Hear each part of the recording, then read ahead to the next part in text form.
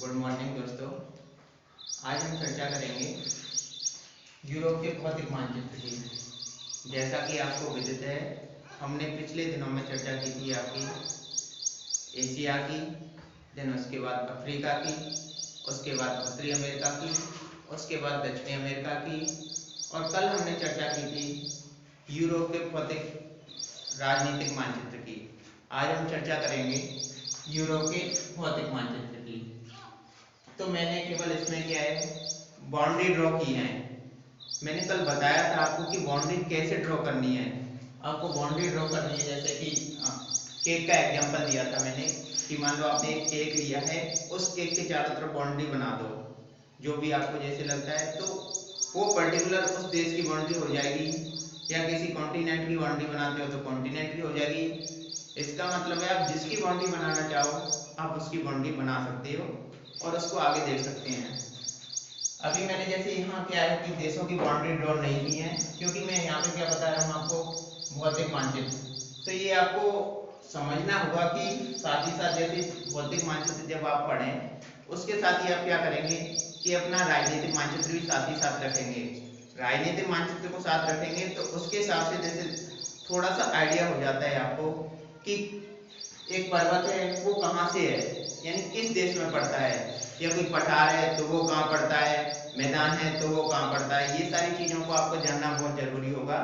तो इसके लिए मैं आपको यही सजेस्ट करूंगा कि भौतिक के साथ ही जैसे राजनीतिक में भी आप अपने साथ ही रखिए। तो चलो हम शुरुआत करते हैं। सबसे पहले मैंने कल आपको बताया था यहाँ पे, ये क्या बताया था, जैसे कि पहले भी बताया गया है आपको कि भौतिक मानचित्र में हमें क्या क्या करना है।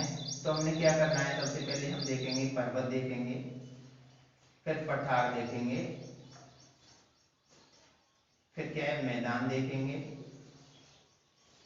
उसके बाद क्या देखेंगे, अगर मरुस्थल है तो मरुस्थल देखेंगे, मरुस्थल के बाद क्या देखेंगे, नदियां हैं आपकी, नदियां के बाद जैसे अगर झील है तो झील देखेंगे। तो हम इन भौतिक आकृतियों को यहाँ पर देखने का प्रयास करेंगे। तो सबसे पहले हम क्या करते हैं, सब मैं एक ही चीज कहूंगा कि हम इसकी बाउंड्री कैसे ड्रॉ की है, तो आधी चीजें हमारी उससे ही क्लियर हो जाएंगी। सबसे पहले हमने क्या किया था, यहाँ पर यूराल माउंटेन को देखा था।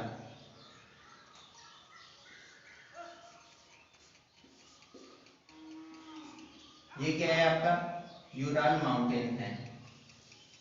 अब यूराल माउंटेन किसको अलग करता है, तो ये आपका यूराल माउंटेन अलग करता है यूरोपीय रसिया और एशियन रसिया। यानी ये क्या है, यहाँ तक लेके रसिया का पार्ट है। ये रसिया का क्या पार्ट है, वेस्ट पार्ट है, यानी यूरोपियन पार्ट है। और यूराल के अगर ईस्ट में देखते हैं तो रूस का कौन सा पार्ट है, वो है आपका एशियन रसिया, एशिया का भाग है। अभी हम जैसे नीचे चले तो मैंने आपको बताया था ये क्या है, हमारी कैस्पियन झील है, कैस्पियन लेक है ये, या कैस्पियन सी कहते हैं इसे। लेकिन हालांकि है ये एक लेक, लेकिन ये काफी बड़ी होने के कारण इसको हम क्या नाम दे देते हैं, सी नाम दे देते हैं। अभी कल बस जैसे बताया था, ये क्या है आपका, ये है आपका कॉकेसस माउंटेन, यानी कॉकेसस पर्वत है ये आपका। इधर आप चले तो ये क्या है आपका, ये है आपका ब्लैक सी। ब्लैक सी से आपको इधर चले तो मैंने आपको बताया था ब्लैक सी से जैसे आगे चलते हैं तो ये क्या है, हमारी बॉस्फोरस जल संधि है।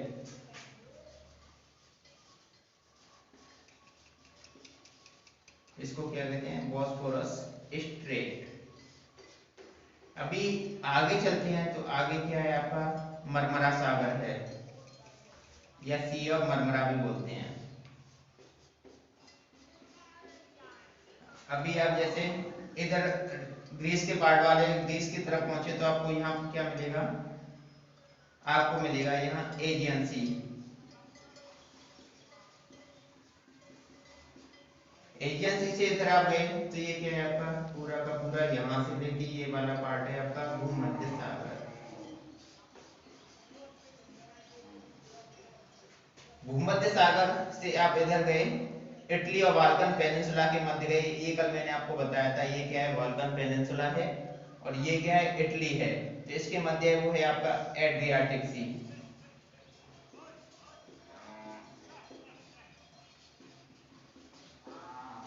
ये इटली है आपका।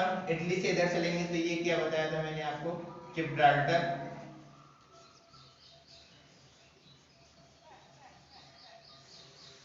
संधि या जिब्राल्टर स्टेट। आप इधर गए, ये बताया था मैंने आइबेरियन पेनिनसुला, जिसमें क्या थे आपके पुर्तगाल और स्पेन थे। उसके बाद मैंने बताया था स्कैंडिनेवियन बताया था आपको। उसके बाद क्या बताया था, फिनो स्कैंडिनेवियन बताया था। उसके बाद ब्रिटिश आइलैंड और यूनाइटेड किंगडम बताया था। और उसके बाद क्या चीज थी आपकी, कि बेनेलक्स कंट्री बताया था। ये सारी चीजें हमने किस में की थी, ये पॉलिटिकल मानचित्र में की थी। अभी इसके साथ ही मैं इसमें सबसे पहले क्या लूंगा, कि पर्वत लूंगा, कि पर्वत हमारे कहाँ हैं। तो सबसे पहले क्या देखा हमने, मैं यहाँ काउंटिंग कर देता हूँ। नंबर 1 यूराल माउंटेन को देखा। इसको मैंने क्या बताया था, यूराल माउंटेन कहाँ पर है, दोनों रसियाओं के मध्य में है। उसके बाद मैंने बताया था कॉकेसस माउंटेन, ये मान लो कॉकेसस माउंटेन है। अभी जैसे आगे चलते हैं तो मैं आपको आइबेरियन पेनिनसुला की तरफ ले चलता हूँ। यहाँ आपको बताऊंगा कि यहाँ क्या है आपका,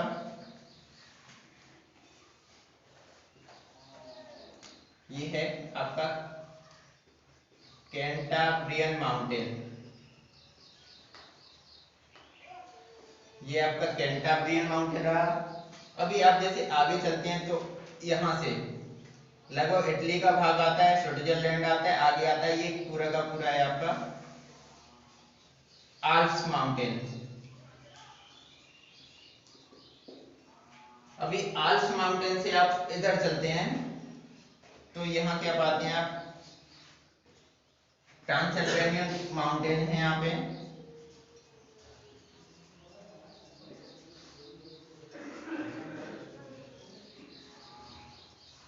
ये आपका क्या हुआ, ट्रांसिल्वेनियन माउंटेन हुआ आपका। और अभी हम जैसे ऊपर की तरफ बढ़ते हैं तो आपका यहाँ माउंटेन है आपका बाल्कन माउंटेन।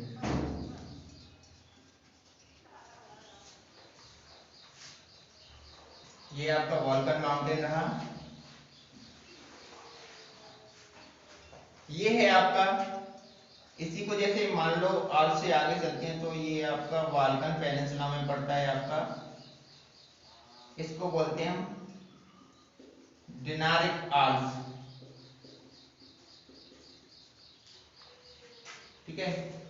अभी दोस्तों अगर हम जैसे इटली का पार्ट देखते हैं तो इटली के पार्ट में आपका क्या आता है, इसको बोलते हैं हम एपिनीज माउंटेन।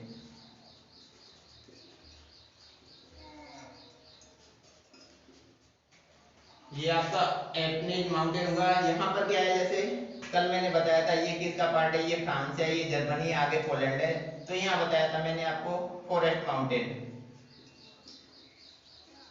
ये फॉरेस्ट नहीं है, कहीं आप समझो कि ये फॉरेस्ट है, ये क्या है, फॉरेस्ट माउंटेन है।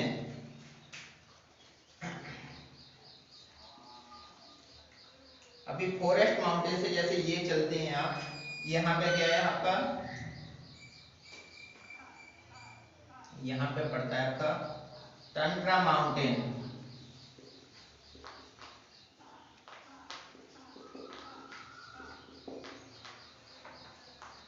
अगर आप इधर देखते हैं तो ये है आपका स्कैंडिनेवियन।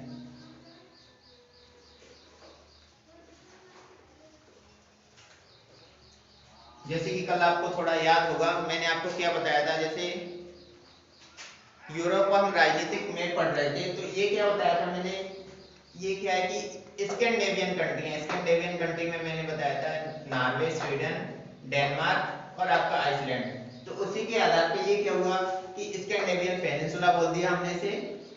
स्कैंडिनेवियन पेनिनसुला से जैसे इसी का नाम दे दिया हमने स्कैंडिनेवियन माउंटेन। तो ठीक है दोस्तों, ये क्या रहा हमारा स्कैंडिनेवियन माउंटेन। यहीं से जब ऊपर चलते हैं तो ये है आपके जोलन माउंटेन। हालांकि इसे लिखते हैं के जे ओ एल ई कैसे भी प्रोनाउंस कर सकते हो, क्योंकि नॉर्वेजियन जैसे डिफरेंट लैंग्वेज होती है तो उसमें कुछ टर्म डिफरेंट हो जाते हैं आपके। तो मैंने यहाँ क्या है कि ये हालांकि इसे प्रोनाउंस करते हैं हिंदी में वो जोलन माउंटेन है, वैसे लिखते हैं ऐसे KJOLEN।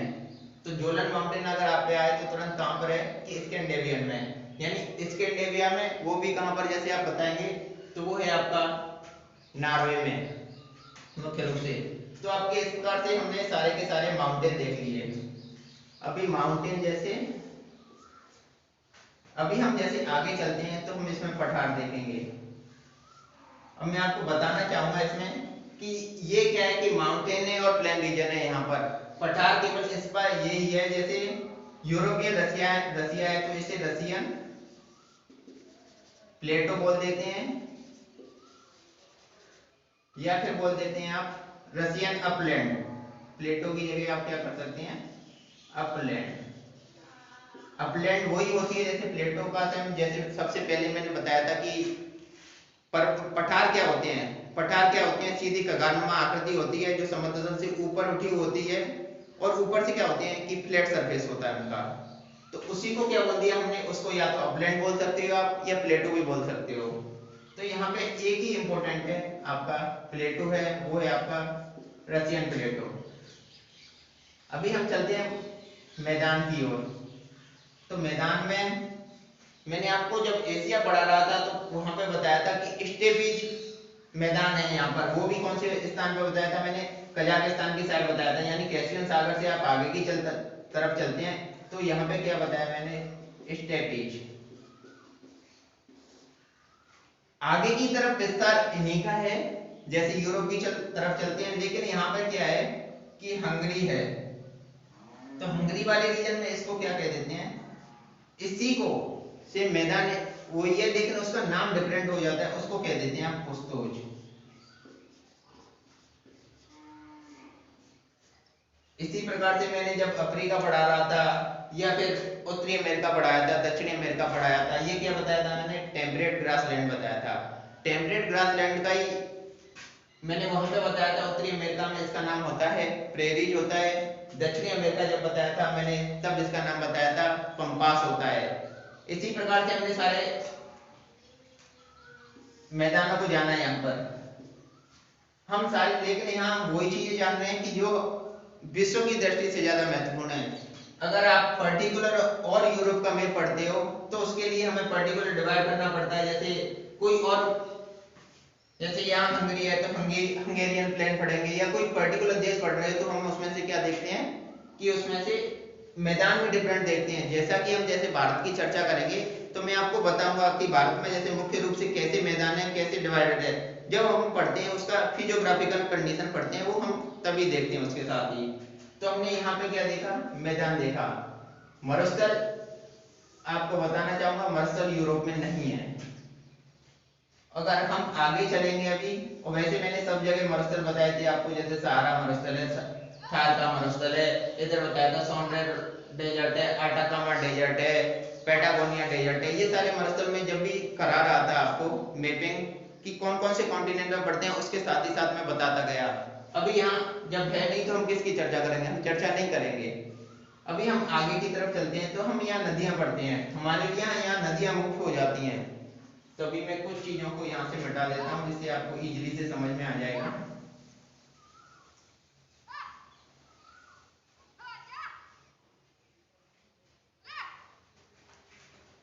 सबसे पहले क्या है, हम इधर रशियन वाले पार्ट में देखते हैं, यानी यूरोपियन रशियन वाले पार्ट में देखते हैं। तो मुख्य रिवर है आपने, ये है आपकी वोल्गा रिवर। अगर आप रेगुलर न्यूज़पेपर पढ़ रहे होंगे तो हमारे यहाँ क्या हुआ है कि एक वोल्गा गंगा डायलॉग शुरू हुआ है। तो वो वोल्गा गंगा डायलॉग क्या है, हमने अपनी उसकी वोल्गा को लिया और हमारी को क्या लिया, गंगा रिवर को लिया, तो उसी का नाम दे दिया वोल्गा गंगा डायलॉग। अभी हम जैसे आगे चलते हैं, ये वोल्गा है, इधर से चलते हैं यानी यूक्रेन वाले रीजन में, तो ये आपका नीपर रिवर है, यानी नीपर को ऐसे है ये, लेकिन गिरती कहाँ है आपको इसकी क्या है, जैसे मैंने पहले भी बताया था आपको कि क्या देखना है आपको कि सारी चीजें नॉर्थ टू साउथ जा रही हैं, ईस्ट टू वेस्ट जा रही हैं, क्योंकि कभी भी क्वेश्चन पूछा जाता है तो वो ऐसे ही पूछा जाता है कि इसकी दिशा कौन सी है और अपना कहाँ जल विसर्जन कर रही हैं। इसमें ये नहीं जाना जाता कि ये कहाँ से निकल रही है, इसका सोर्स क्या है। तो जैसे सोर्स है, हम भारत में रह रहे हैं जैसे, तो हम भारत में जानेंगे कि इसका सोर्स क्या है, कहाँ से निकलती है, कौन से राज्य आते हैं इन चीजों को, लेकिन हमारे विश्व की दृष्टि से ये हमारे लिए ज्यादा महत्वपूर्ण नहीं होता है। तो इसको लेकर इसको लिखते कैसे हैं, इसको लिखते हैं हम,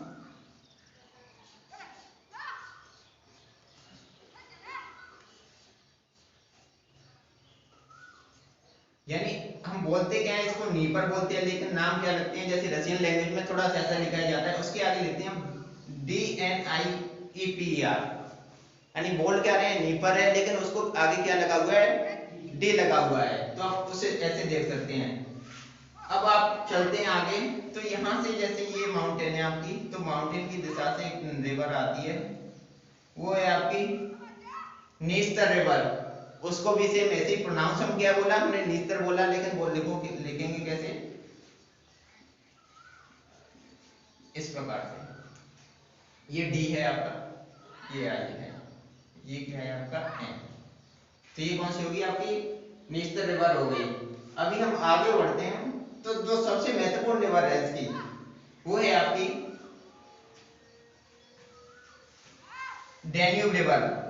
आपको पता है डैन्यूब कहाँ से, ऐसे आल्प्स फॉरेस्ट है, आल्प फॉरेस्ट से ऐसे जाती है, ऐसे जाती है, लगभग ये सभी देशों से होती हुई आपकी पहुंच जाती है यहाँ पर ब्लैक सी में पहुंच जाती है।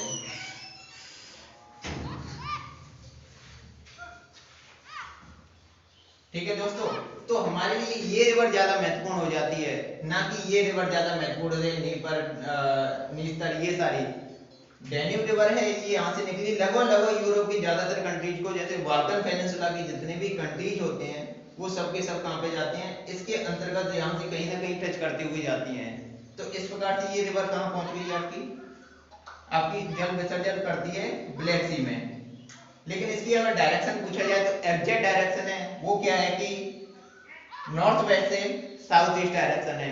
अदरवाइज तो जैसे दूसरे प्रकार से हम जाने जाते हैं कि सीधा सीधा बताना है कि तो कहाँ है, वेस्ट टू ईस्ट डायरेक्शन है इसकी, सीधा सीधा। तो ये क्या रही आपकी डैन्यूब रिवर रही। डैन्यूब रिवर से आप जाते हैं जैसे आगे की तरफ, तो राइन रिवर है। राइन रिवर ये है आपकी, इस हिसाब से निकलती है और जाती है आपकी नीदरलैंड में।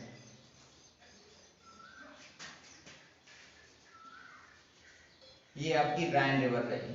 ठीक है दोस्तों, अगर आप राइन रिवर की डायरेक्शन पूछी जाती है तो आप क्या बताओगे कि कहां से, जैसे इसकी डायरेक्शन क्या है कि नॉर्थ की डायरेक्शन है, और ये क्या है आपका, ये है आपका नॉर्थ सी। तो अपना जल कहां विसर्जित करती है, अपना नॉर्थ सी में। अभी हम जैसे आगे बढ़ते हैं, तो आप क्या देखते हैं, ये एपिनीज माउंटेन है, यहाँ की एक मुख्य रिवर है, इटली की मुख्य रिवर है। वो कौन सी रिवर है, जैसे यहाँ अपना जल विसर्जित करती है, उसका नाम है पो रिवर, यानी पीओ। पो रिवर क्या है, ये किसकी सबसे महत्वपूर्ण रिवर है, तो कभी पूछा जाए तो इटली की सबसे महत्वपूर्ण रिवर है, क्योंकि कल मैंने आपको क्या बताया था, ये कौन सा देश है, इटली है। अभी ठीक है दोस्तों, आगे चलते हैं। तो हमने अभी राइन जाना, डैन्यूब जाना, पो जाना। अगर आपने कभी फ्रांस में जैसे लंदन है, लंदन कहाँ बसा हुआ है, जैसे सीधा सीधा क्वेश्चन आता है कि लंदन कहाँ बसा हुआ है, तो आप सीधा क्या जवाब देते हो कि वो सीन नदी के किनारे बसा हुआ है। तो अभी आप क्या जानोगे कि कल मैंने आपको क्या बताया था, जैसे पुर्तगाल स्पेन बताया था या फ्रांस बताया था, तो ये कौन सा है आपका, ये है आपकी सीन रिवर, SEIN। तो सीन रिवर कहाँ पर है, अगर आपसे पूछा जाएगा तो सीधा फ्रांस में है। अगर इससे अलावा जैसे क्वेश्चन पूछा जाता है कि जनरली एग्जाम में जो क्वेश्चन आता है वो कौन सा क्वेश्चन है, वो क्वेश्चन है कि पेरिस शहर कहाँ बसा हुआ है, तो सीधा सीधा कहाँ पर बसा हुआ है, फ्रांस में है, और कहाँ पर है, सीन नदी के किनारे। इसी प्रकार से यहाँ की जो मुख्य नदी है कि आपसे पूछा जाए कि लंदन शहर कहाँ बसा हुआ है, तो हमने क्या है कि किस नदी के किनारे बसा हुआ है, जैसे जानेंगे तो ये आपकी है थेम्स रिवर।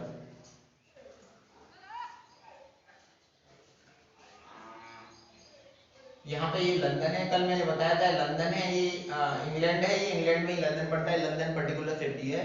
और यहाँ क्या बताया था, वेल्स बताया था, यहाँ क्या बताया था मैंने, स्कॉटलैंड बताया था आपका। तो ये क्या है, ये थेम्स नदी है।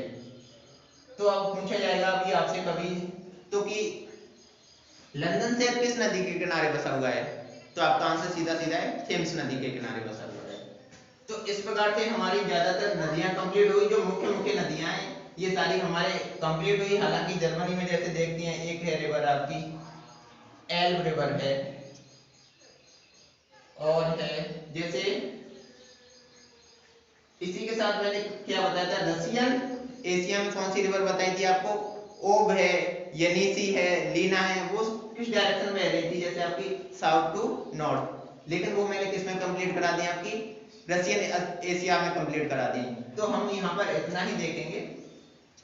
और यहाँ जैसे पर्टिकुलर जैसे कोई झील है इस नाम से यहाँ झील नहीं है कोई, जैसे कि हमने ग्रेट लेक ऑफ अफ्रीका पढ़ा था, यहाँ ग्रेट लेक ऑफ अमेरिका पढ़ा था, जिसमें सुपीरियर, ह्यूरन और ईरी ये सारी लेक पढ़ा था। हाँ, अगर झील जानना है तो वो रशियन वही है कि आप बेकार झील है, जो मैंने आपको रशिया में कराई थी। इसके अलावा जैसे बहुत ज्यादा इंपॉर्टेंट कोई झील यहाँ पे नहीं है।